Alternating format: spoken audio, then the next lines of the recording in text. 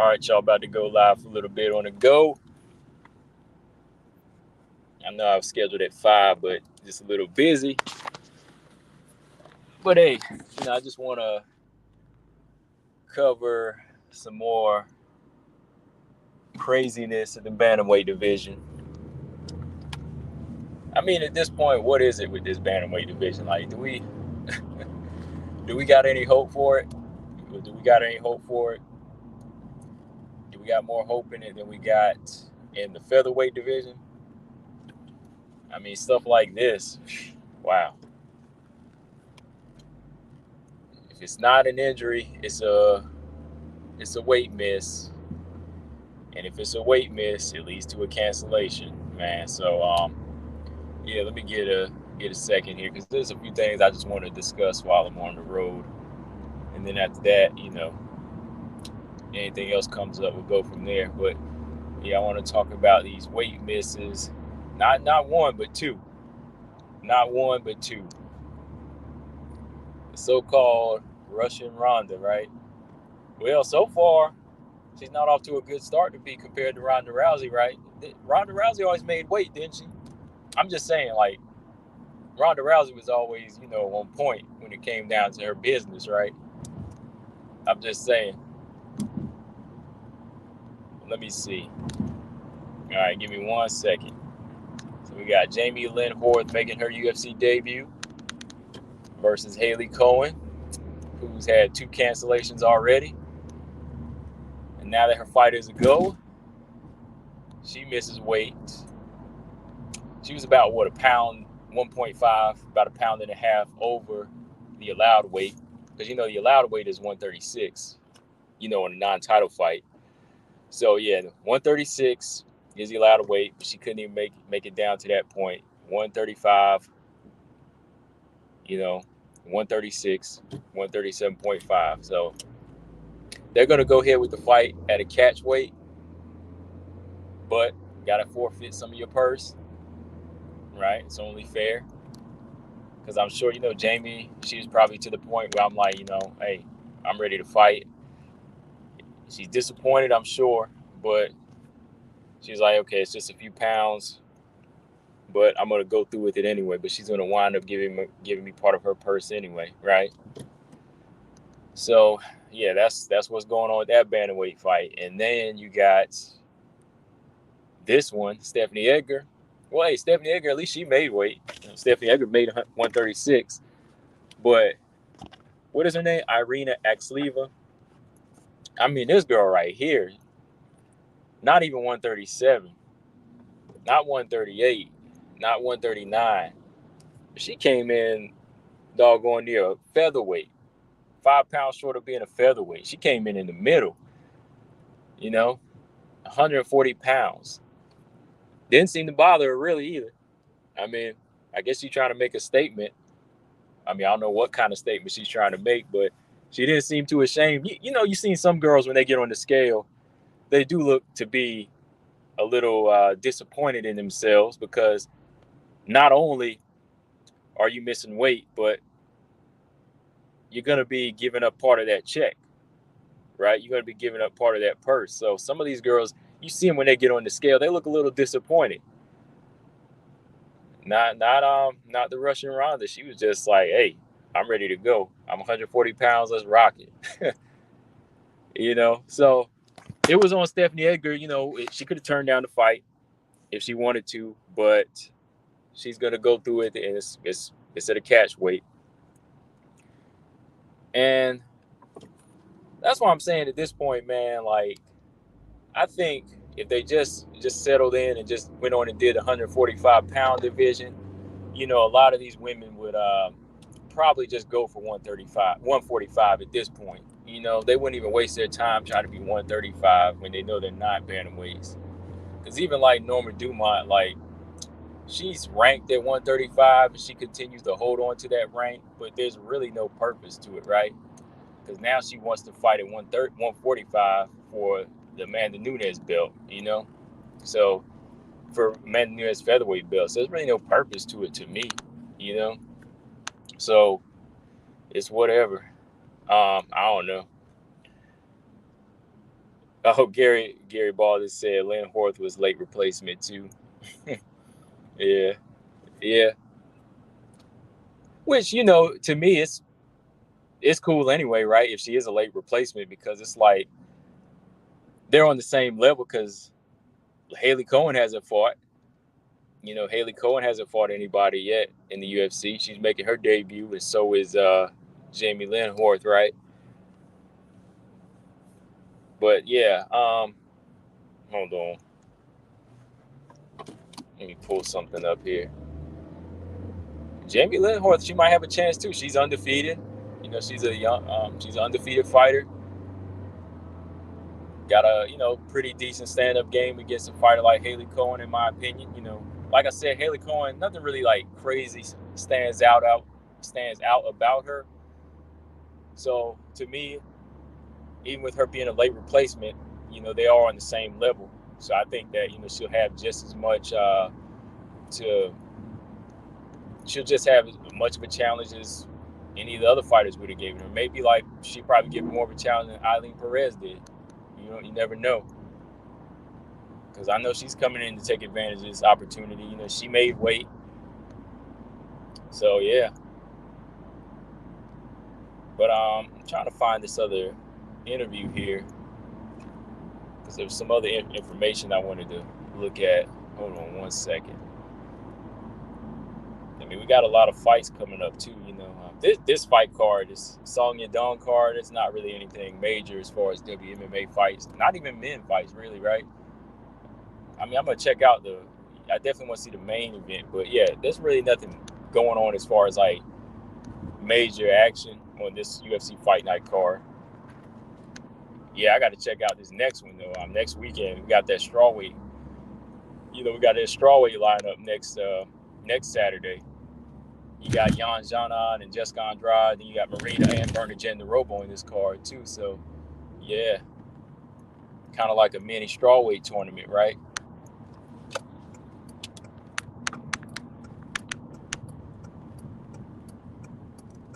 Got plenty of action coming up.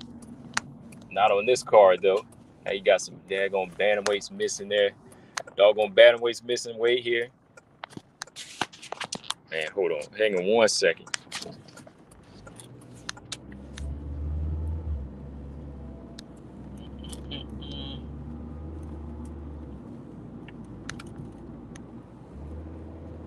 But that's the thing, man. Like, I was just looking at Miranda Maverick, her Instagram. She just posted up some pretty good information and she made some really good points about women, making weight. And like I said in the past, I can understand like where some women come from as far as having a hard time, but it's kind of like how she said it too. Like, some of these women, they should already know like this is part of their job, and if a fight is already scheduled and it's not short notice, and you're already like signed to fight at this weight, like this is the weight that you consider your fighting weight, it's your job to always make weight. It's your job to always try to be somewhere around that weight, even during your downtime. Even around your downtime when you're not fighting, you should always like be trying to be professional and keep your body somewhat around that walk around weight, right? Like, I don't think a lot of these fighters would be really killing themselves if they didn't have to wait to the last minute, or if they just didn't say, oh, like, my body's not naturally for this weight. I can't walk around at this weight. I have to drain myself like this. Like, I don't think that's an option if you stay on the right diets. Like, man, I know Bernard Hopkins, that's a man, but even when he got up in age, like up into his 40s, he was still making weight. He was still making the middleweight limit, 160 pounds. And he was doing that by eating right, keeping a lot of stuff out of his body, didn't smoke or drink. He was always trying his best to watch what he eat. He didn't really, he didn't have like a high sugar intake.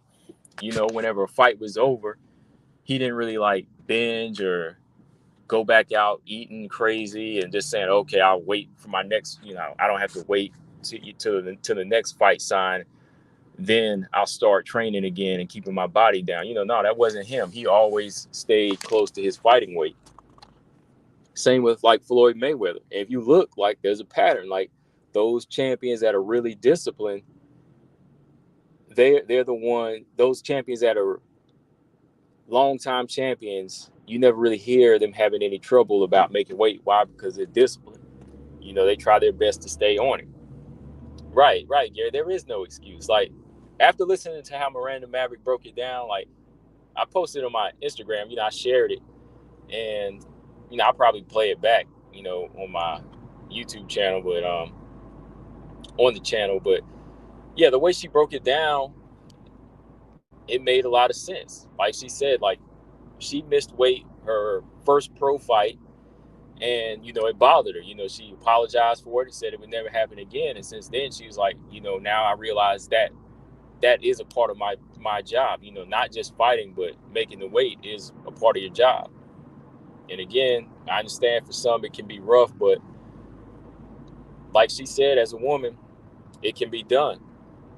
If it's really not fitting you, though, like, maybe you need to move up in weight. For some women, maybe you just have to move up in weight. Like, if from the jump your body can't handle it, that's on you. So I do agree with her to that, because I'm like, she's the woman, and she's made some good points. And she's somebody that has missed weight, like, early in her career, and since then she hasn't missed weight. So yeah,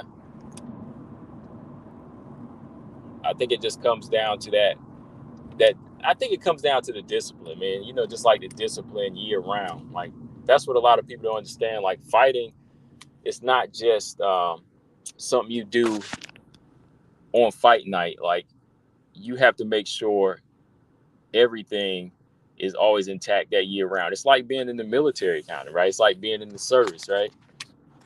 Until you retire, you have to be disciplined. You have to be ready for action at all times, right? That's why they train. That's why they have training and drills at all times, because you have to be prepared. But we'll see, man. 140, I think that's just crazy, man, because it just makes it seem like, was she really, really, really trying hard to get down in weight, or was she just like, okay, I'm gonna go halfway there, and I'm willing to forfeit some of my purse, and then we'll see what we do in the next time around? Like, what do you think, Gary? Like, you think that's what she did, man? Like, just said, forget it. I'll see what I can do. If I can't do it, oh well. I just want to make my debut. But when you think about it, that's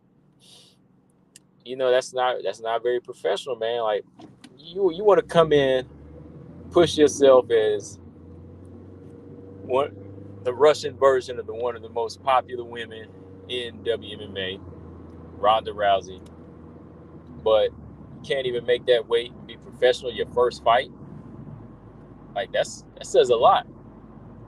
First impression is, that's big. You're supposed to make a big first impression, not in this fashion. Forfeit some of your purse, and then you can't even make the bantamweight limit. I don't know. As far as my pick for both of these fights, like I said, with Haley Cowan, I still need to see a little bit more from her too. Like, the Contender Series, it wasn't really like this big statement shown from her. At least when Bruna Brazil, like, I know Bruna Brazil got knocked out her last fight, but when I saw the statement she made, she had earned her contract.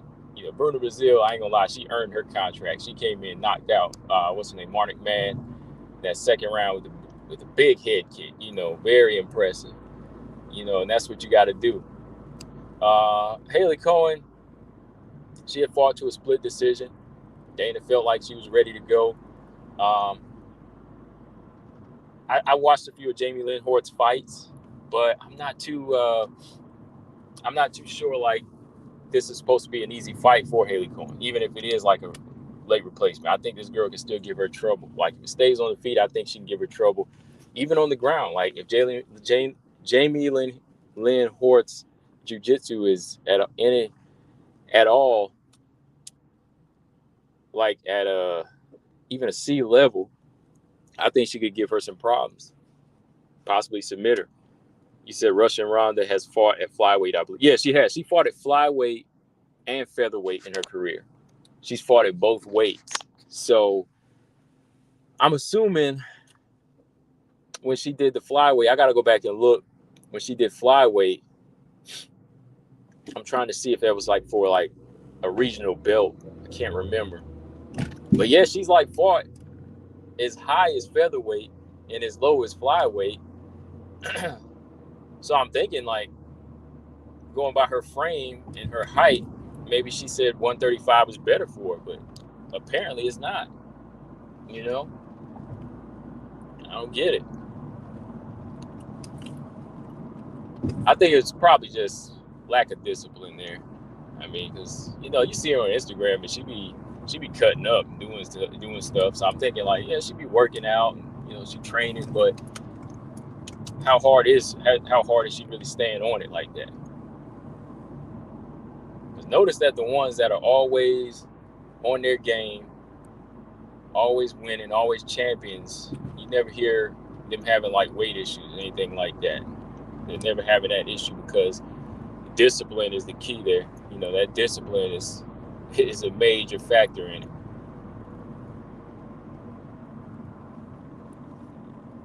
Because some fighters, you see, like they want to have that downtime to just kind of indulge. But to me, I'm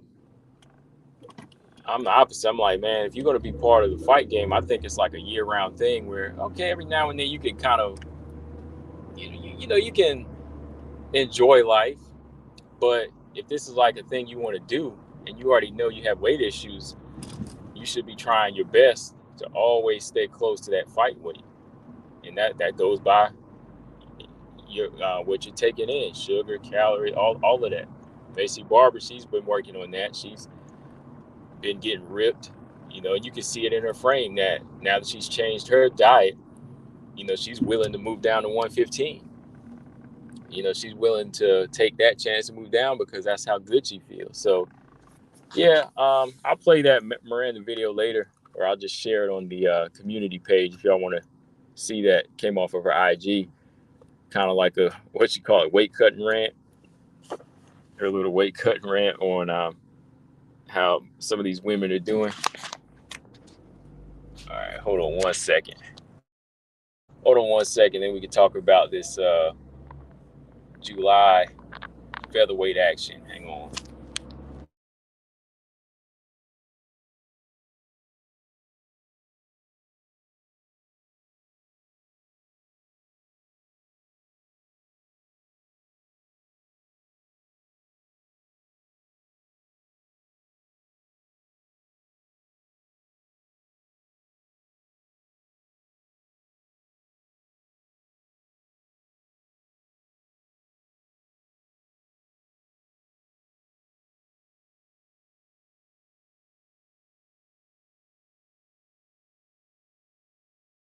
Okay, here we go. Had to fix this mic up.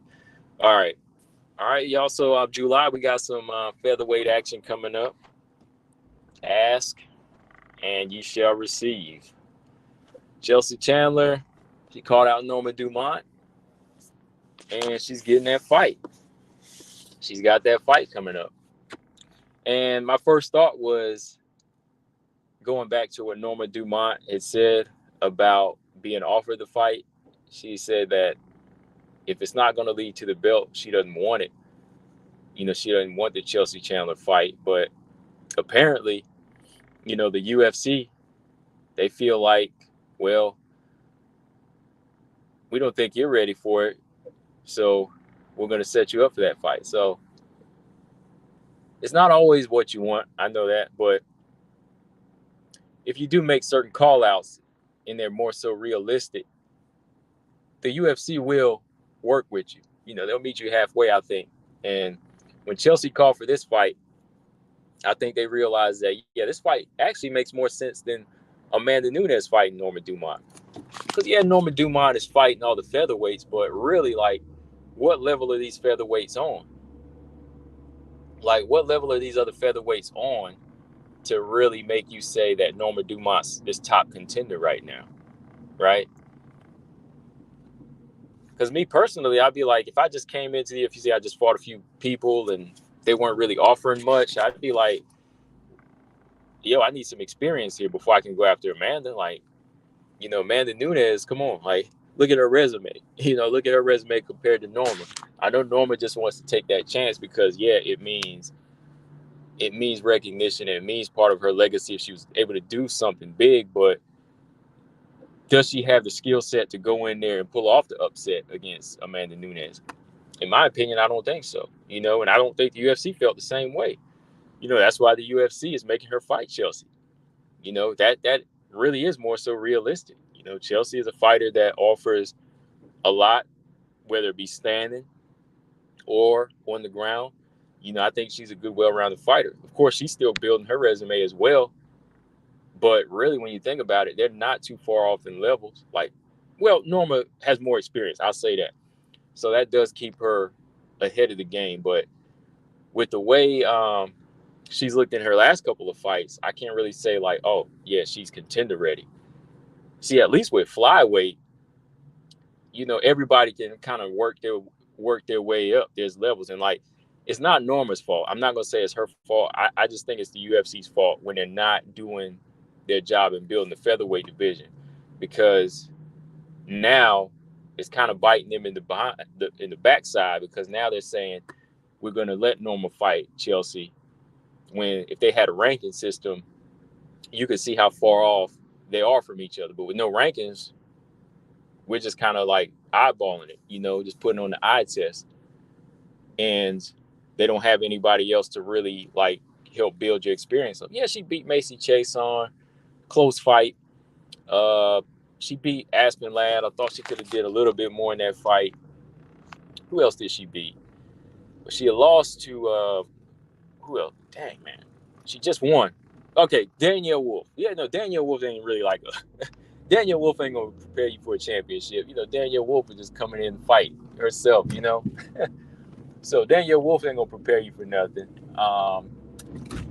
Kel Rosa, bantamweight moving up, gave her a hell of a fight, And I think that was her toughest contest right there. That was her toughest contest to date. And you see what she looked like in that fight. So to me, it's like, yeah, this is a good fight. This is good for her. So she shouldn't feel any type of way like, oh, the UFC cheated her out of a title shot. No, like, all reality, like, there really is no name on her resume or anybody on her resume that she beat in a fashion to make us say she's ready for a title shot. Not like flyweight. When we see Tyler Santos dominate Jillian Robertson and Roxanne and then stop JoJo, she's worked her way up in a visual ranking, right? You can see the ranking, you can see the eye test, you can see how she looked. You can say, okay, she's legit ready. Manon, same deal. 5-0. She fights the number one contender. She looks the part. She's ready for Valentina, right? They're all so ready. They're all more so ready than Norma. Like, again, Daniel Wolf won't really prepare for that type of fight. Hang on. Gabby said, if Chandler wins, does she fight for the belt next or no? Let's see. Like I said, it's hard to say with this division. Like, it really is, because there's nobody to fight. Like if they made the fight, it would kind of be like Felicia Spencer's situation, fight the same fighters and then boom, she gets it. Same with Norma. If Norma was actually able to win this fight, then she'll probably get it this time, right? And she would have to look good doing it. Same with Chelsea, she would have to look dominant. Chelsea Chandler would have to go in here and probably finish Norma and, do it in the, just do it. I won't say inside 3 rounds, but she can do it at any point in the fight. And she also has to look above what you've seen Norm in the past for them to actually make it for the belt. So I think it would depend on the performance from both fighters. You know, Gary said, I feel like half the bantamweight roster either belongs at flyweight but are lazy. Oh, that's a good point. Let me read this right. This is a good point from Gary right here, because he was kind of reading my mind right here. Gary said, I feel like half the bantamweight roster either belongs at flyweight but are lazy or belongs at featherweight, killing themselves to make weight. That I can agree with. I can agree with that there, because, yeah, I do see some fighters at 135 frame-wise, and you could say like their power-wise, they should not be at 135. And shout out to Caitlin Chikagan. Caitlin used to fight at 135, but you know what? She said, I'm going to move down to 125. You know, that's a fighter that's not lazy right there. She utilized what she has and thought about it and said, you know what? I'm not going to fight at bantamweight. You know, I'm more of a flyweight. And Caitlin Chikagan is tall, like, and she's not like skinny either. You know, Caitlin's got some weight to her. You know, Caitlin, like, even in her downtime, she can, you know, get I'm not saying she gets fat. I'm saying she, you know, looks like a woman. You know, she puts on like that weight and just looks thick, you know, but she can get down to 125. You know, she's 5'8", like I said, long, tall. But some of these other fighters, yeah, I'm not sure if they should be bantamweights, man, because they don't move like it. They don't look the part. And even physically, they don't look like it. You know what I mean? So I don't know. And then like the featherweight situation, yeah. Now for the bantamweights that should be featherweights, I won't really blame them because, well, partially we can, because maybe they need to make more of an argument that they need a featherweight division, right? Maybe it's up to the women to argue that we need this featherweight division. If more of them would just say we can't do it, and this is where we don't need to be, then maybe the UFC would finally give in. Because even Macy Chiasson said for a while she wasn't saying anything about it. She was just killing herself saying she could do it. And I could already see it in her performances. Like Macy Chiasson, like, I guess she was just want to be, you know, like, she didn't want to stir up nothing. But in my opinion, she was saying one thing, but her body and her performances were saying another. You know, she was saying, I can do this, but I like to fight at 135, 145, you know. But really, when it came down to performance, nah, you need to be 145, and that's just where you need to be. Because she said being at 135 cut into a lot of her training time, because she had to run like, 30, 40 miles a week? 30, 40 miles a week just to trim down to 135. And it cuts into your training, your actual, you know, technique and skill training and all that. Don't sound like somebody enjoying bantamweight, right? So maybe it's just a thing, like I said in the past before, you know, they just need to make the argument. But yeah, that's a good point though, like Gary said. I was like, yeah, some lazy, some don't need to be there, some killing themselves, yeah. Shoot, I even think even Holly Holm could be 145 now. Ketlin Vieira, Yana Kunitskaya, them girls are big. They should be like 145. The boss said, I'd say Chandler needs one more if she beats Norma. Okay. He said, but the only one that she could fight would be Chiasson. Yeah, that's pretty much it. Like, she actually called that fight out first, but they didn't make it, which is crazy. I guess they want to keep Macy around at 135, but that would have been a good fight. I mean, Chelsea been calling out a lot of people. She don't care, man. That's what I'm saying. Like, you need a fighter like Chelsea Chandler around, because she'll make it known that, hey, I ain't got to fight. I want to fight you. I'll fight you. I'll fight you. I'll fight you. It don't matter. Like, Chelsea's always making it known like that. You know, so that's why I respect her as a fighter, because it's not really a game with her. You know, she always wants to test her skills. You know, she always wants to test her level. And some people might say, oh, she's biting off more than she can chew. But, well, like, what are they trying to do?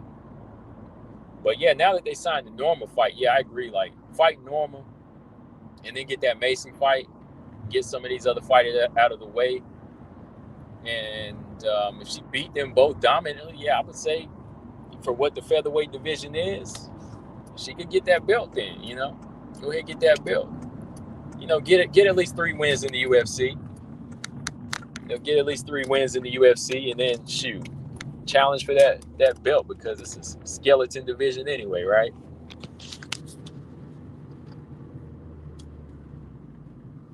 And like I said, if it all comes down to fashion too, what type of fashion she does it. She destroys them. Oh yeah.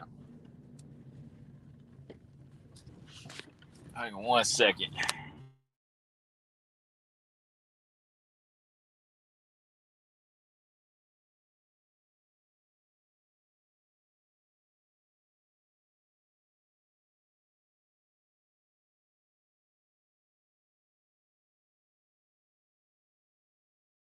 All right, y'all. So what do we got? Yeah, I just wanted to jump on and talk a little bit about that, give y'all some heat on that. Like, I'm once again disappointed about the weekend. I mean, 2 catch weight fights. Hopefully they make up for it in action. That's all I can say at this point. Who y'all picking anyway? Like, the boss, who you got? Who you got in these fights? I think I'm gonna go with Jamie Lynn Horth. She seems serious, like she made weight, she's ready to go. I'm gonna go with Jamie Lynn Horth. And let's see. I think Stephanie Edgar's gonna pull this out. I think Stephanie Edgar's got the skills to do it.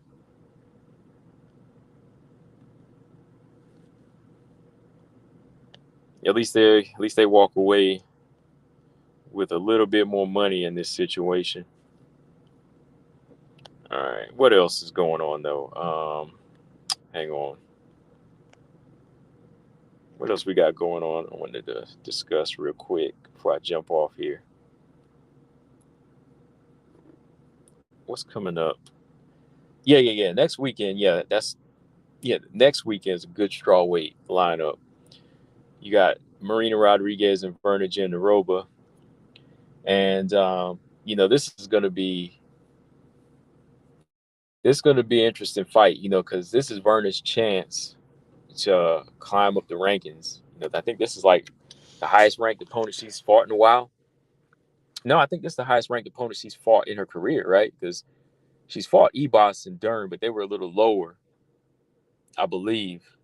And she's fought Angela Hill. Lost to Dern and Ebos, and she beat Angela Hill. So yeah, this is a good fight. If she can beat Marina, that would put her in that mix. If she does it in dominant fashion.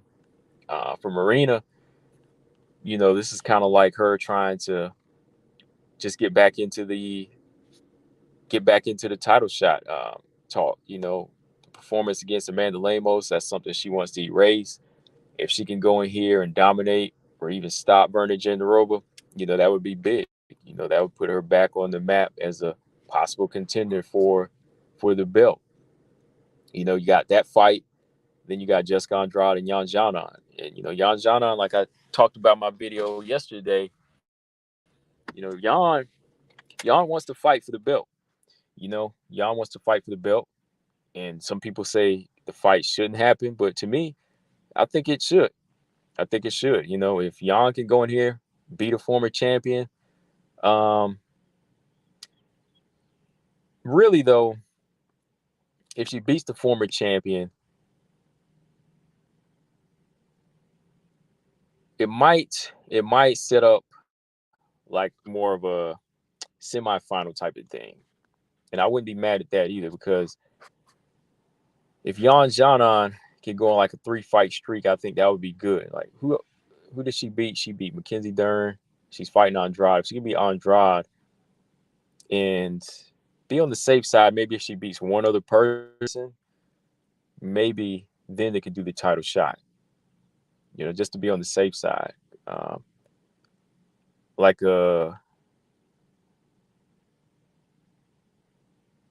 I guess it's like a tournament thing here. You got the fight with Marina and Verna. and Jan against Marina, that controversial fight, because that was a controversial decision. Yeah, Marina, she pulled the win off. Okay, well, on the scorecard, the judges gave it to her. But remember, I kind of thought Jan Zana won that fight when her and Marina fought. I kind of think she did. All right, hold on. Yeah, let me see here. I'm gonna look at these resumes here, because Marina has fought about everybody in the division now. So at this point, she will just be fighting down. So yeah, she's really gonna have to. Yeah, she's really gonna have to just stay on it, to keep her spot and keep her name hot, because everybody's gonna be trying to fight Marina Rodriguez at this point, just to take her spot, man. Like, just to take her her ranking and get into that mix, because she's already fought everybody around her, got some wins, Jan Jana and Dern, Torres. She beat all them fighters.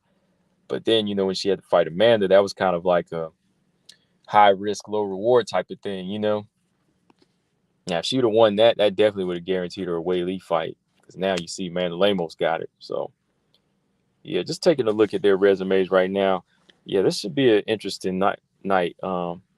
They might try to match the winners up that night. And if they did, I wouldn't be mad at that,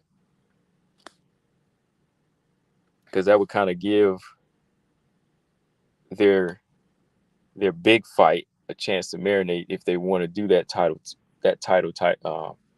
fight, China versus China or something like that.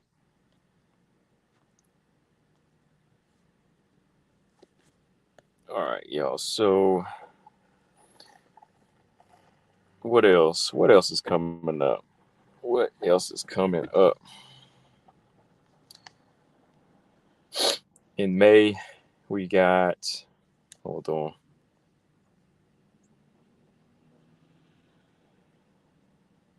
No, hang on. Sorry, I had to sneeze. Woo. All right, let me pull this ranking thing up. All right, let's see.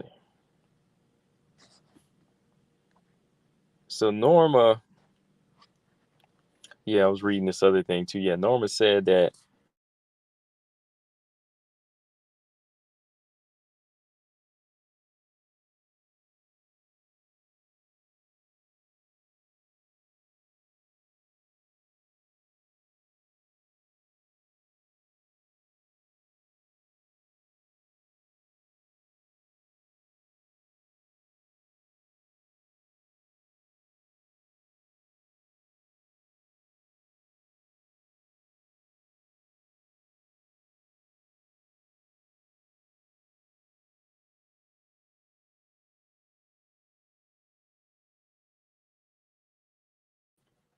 yeah, Jamie Lynn Horth, I think I'll go with her, and I'm gonna go with Stephanie Edgar in this one.